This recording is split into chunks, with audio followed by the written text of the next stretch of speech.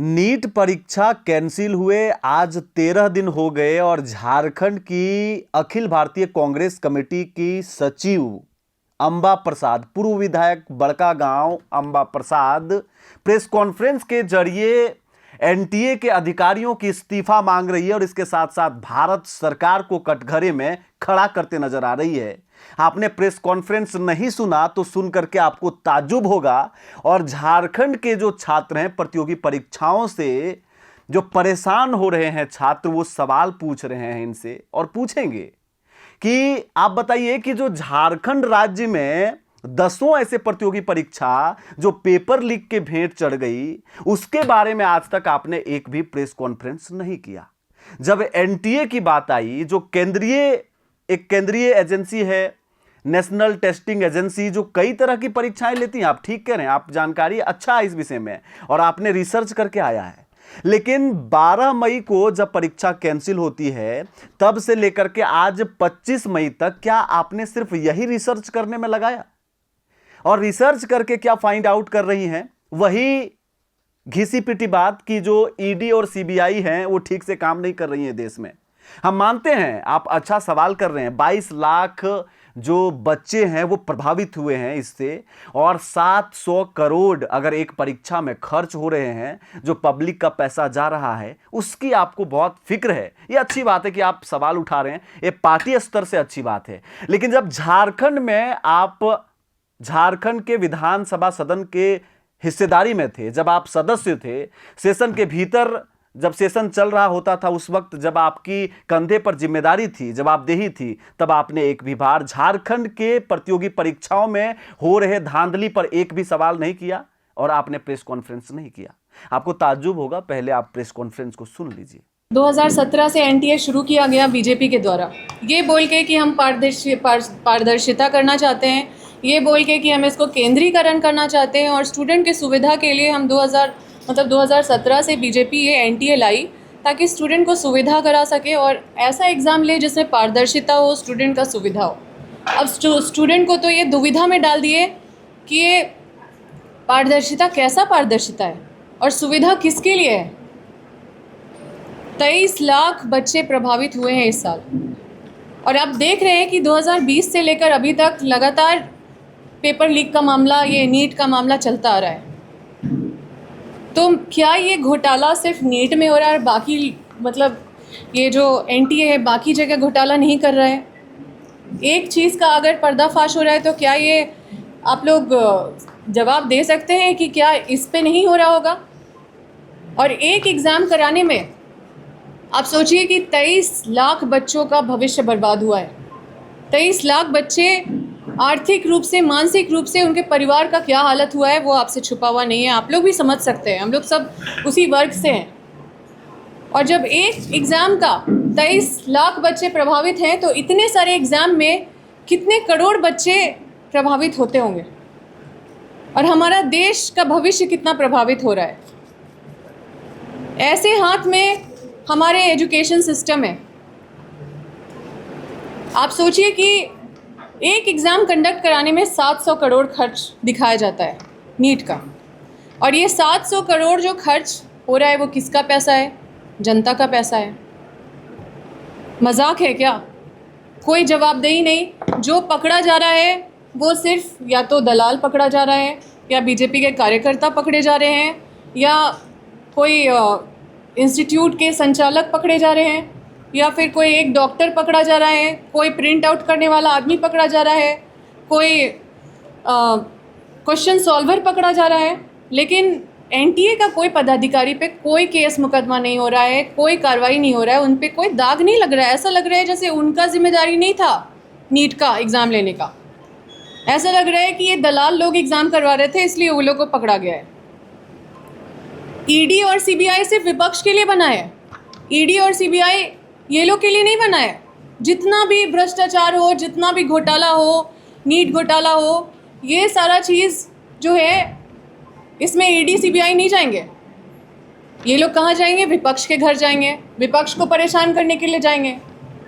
ये लोग बड़े बड़े घोटाले करने वाले जो केंद्र में इंस्टीट्यूशन बैठे हुए हैं, जो संस्थान बैठे हुए हैं, जो सत्ता के कब्ज़े में हैं, और जो केंद्र मंत्री हैं, जो शिक्षा मंत्री है, उन पे कोई सवाल नहीं होगा, उन पे कोई जांच नहीं होगा, उन पे कोई एफआईआर नहीं होगा।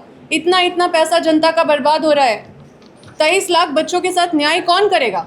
क्या फिर से एग्ज़ाम अनाउंस कर देना कि चलो ठीक है फिर से एग्ज़ाम होगा, ये कोई न्याय है क्या?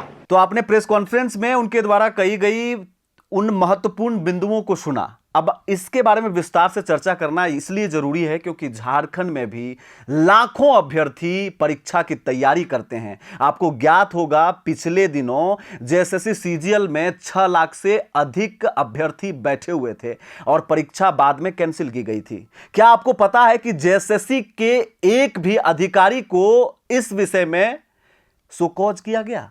क्या उसकी गिरफ्तारी हुई? क्या उसको कटघरे में लाकर के पूछा गया? क्या झारखंड के 6 लाख स्टूडेंटों के दर्द को तब समझ में नहीं आ रहा था? क्या उनके दर्द को तब समझना था या नहीं था?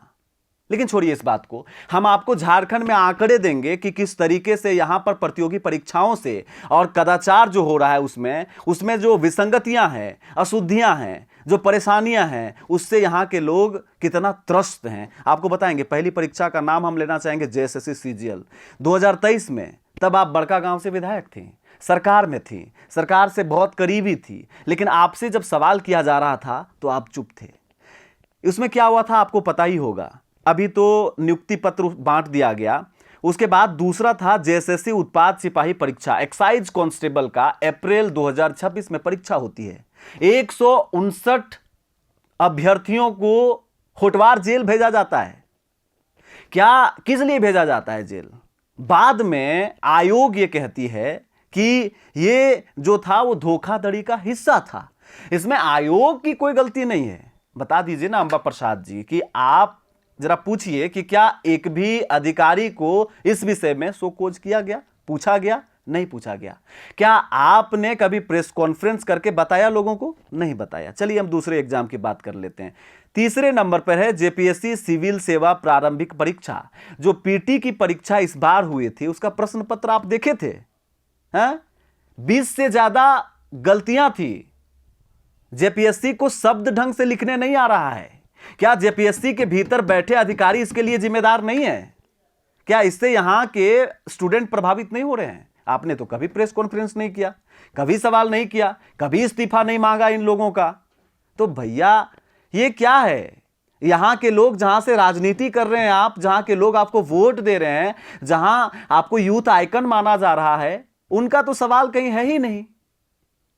बस चेहरा बनाना, ये क्या सही में नेतागिरी या यही पॉलिटिक्स है क्या? मैं और भी परीक्षा के बारे में आपको बता दूं। जेएसएससी जीडी अभी रिसेंट में हुआ है।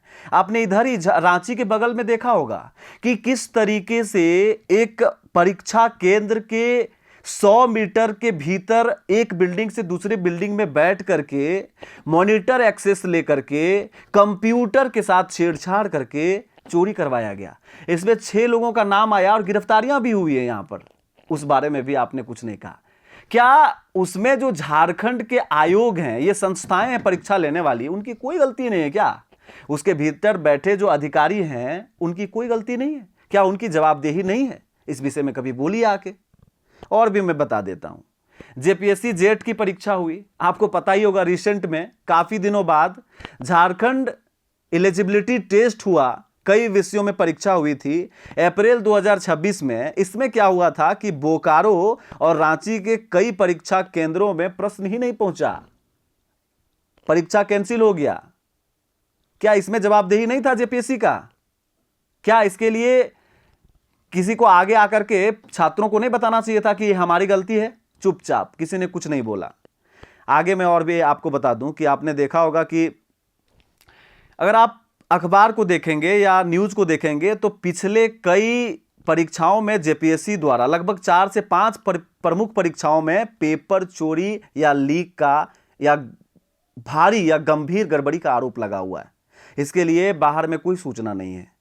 चलिए इन चीजों को खत्म कर दिया जाए तो रिसेंट में और 2 परीक्षाएं हुई, सहायक आचार्य और महिला पर्यवेक्षिका, जो जेएसएससी द्वारा ली गई थी। इसमें भर्ती के लिए हाईकोर्ट ने कहा है कि भैया जो बचे हुए रिक्तियां हैं उसको जल्दी पूर्ति करो।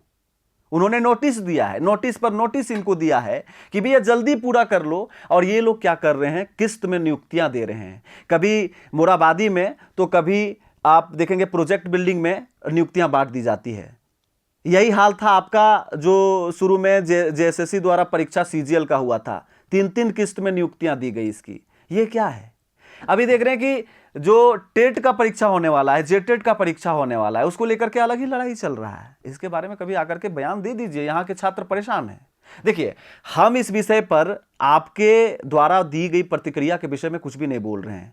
प्रतिक्रिया बिल्कुल जायज है। नीट से लाखों छात्र परेशान हुए हैं और उसके परिवार परेशान हुए हैं, लेकिन जब झारखंड से कोई नेता राजनीति कर रहा है, झारखंड का कोई आइकन यहां के युवाओं की आवाज बन रहा है, तो बकायदा उसे झारखंड के लोगों के लिए सवाल पूछना चाहिए। और यह सिस्टम यहां के सिस्टम पर भी लागू होता है, यहां के इंस्टीट्यूशंस और आयोग पर भी लागू होता है। कभी जाकर के जोरदार तरीके से जेपीएससी और जेएसएससी के सामने खड़ा होकर के सवाल पूछिए, तब जाकर के यहां के युवा जो लाखों की संख्या में हैं, वो अंदर में फील कर पाएंगे कि झारखंड में हैं कुछ लोग जिनसे आशा और उम्मीद बची हुई है। आप कैसे देखते हैं इस प्रेस कॉन्फ्रेंस को, मुझे कमेंट करके बताइए। जोहार।